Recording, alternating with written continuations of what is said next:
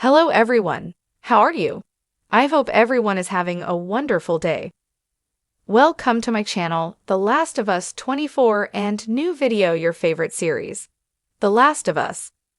When The Last of Us Part I Remastered comes to PlayStation 5 in January, the game will have lost levels to play. These sections will represent content cut from the original £4 version, and will feature a mix of playable elements and commentary from the developers at Naughty Dog. The goal is to explain why that content didn't make it into the finished product, but it appears one element from a lost level might make it into the HBO series.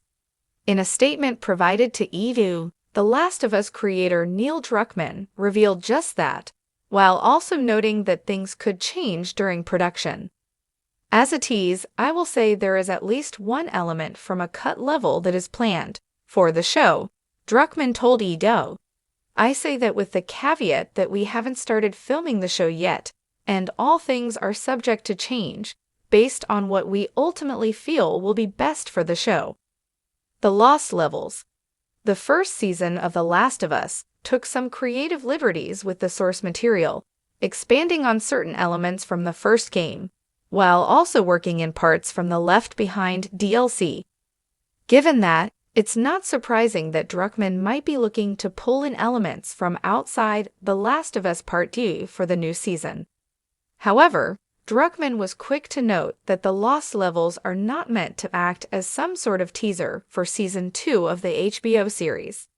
The lost levels are very much focused on offering a sneak peek into The Last of Us Part II's original development, and deepen fans' appreciation for the studio's creative work, Druckmann told EDO. While the TV show has diverged from the original works to suit the medium and likely will again, these levels are not meant to be indicative of work on the HBO show, which is separate from Part I Remastered's development. The Last of Us Season 2 release window. While the first season of The Last of Us covered the events of the first game, The Last of Us Part II will be broken up into multiple seasons, as previously confirmed by writer and executive producer Craig Mazin. At this time, we don't know exactly how many seasons HBO will get out of the second game, or how many episodes each one will be. If Mazin and Druckmann are planning to add in some elements cut from the game that could fill things out even further.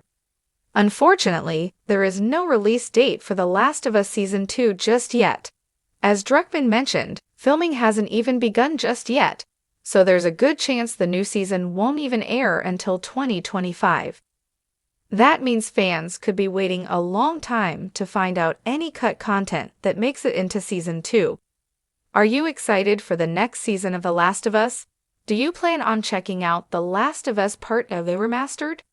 Share your thoughts with me directly on Twitter at @MarkDechamp or on Instagram at @DechampGaming.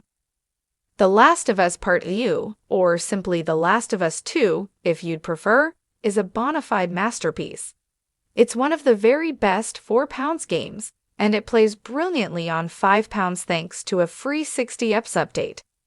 I completed Naughty Dog's traumatizing masterpiece back in 2020 the weekend it launched, which also marked my *checks notes *35th birthday.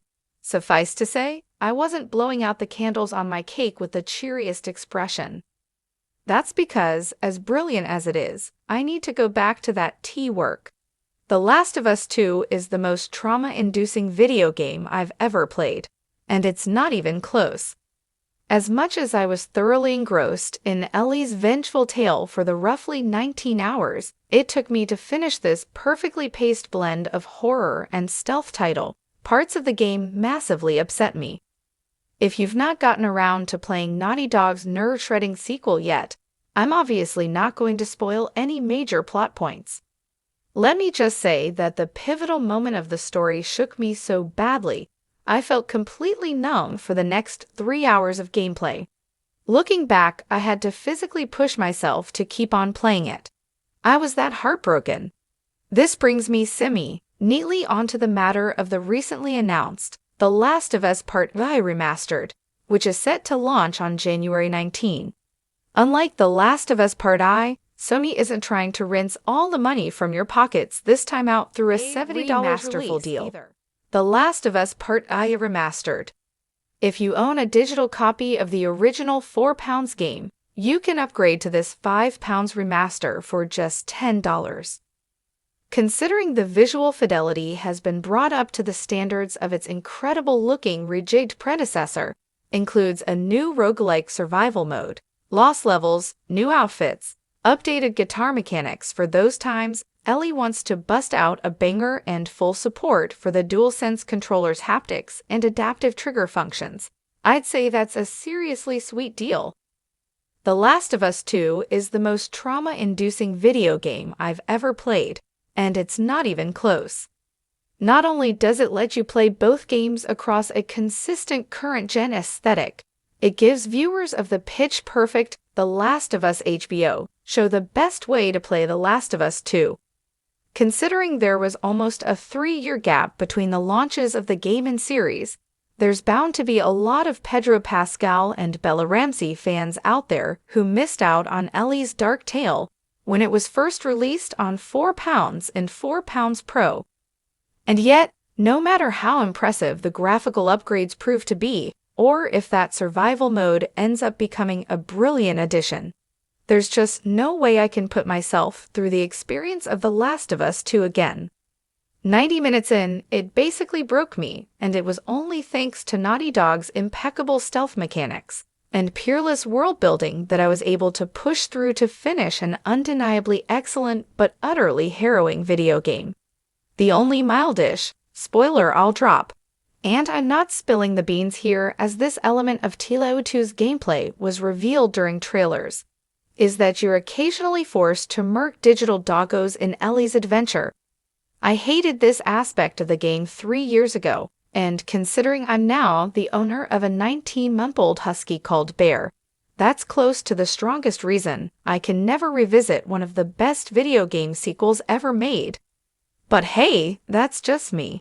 If the thought of sending £5 pooches to heaven doesn't bother you all that much and you're keen to experience The Last of Us 2 in the best possible fashion, don't let my hang-ups get in the way of you replaying an all-time classic.